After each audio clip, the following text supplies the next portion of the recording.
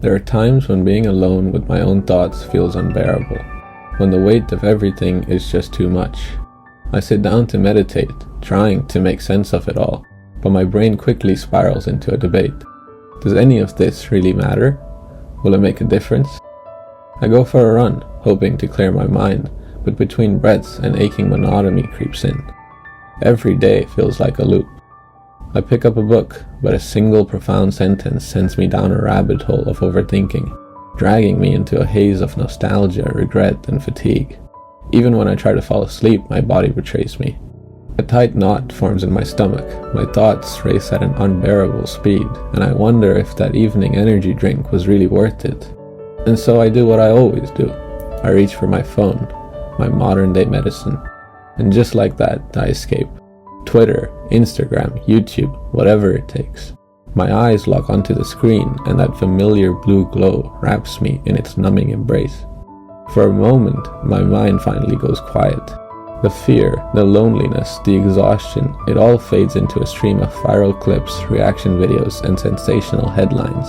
It's a lifeline, a distraction that feels just real enough to hold my attention, but distant enough not to hurt.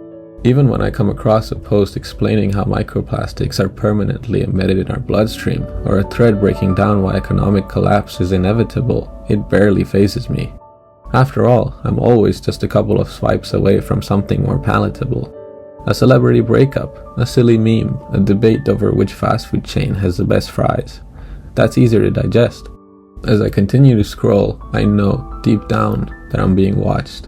Every tap, every pause, every moment of hesitation is recorded, analyzed, and fed back to me in the form of tailor-made distractions. The algorithm understands me better than I understand myself. It knows that I won't buy those sneakers I looked at twice, but it also knows I'll keep looking.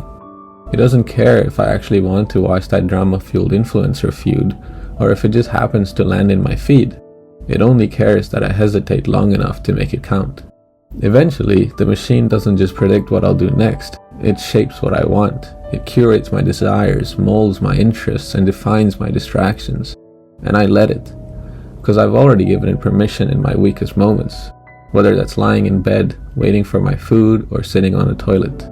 Like a warped mirror, it reflects my impulses back at me, slightly distorted but just enough to keep me coming back for more.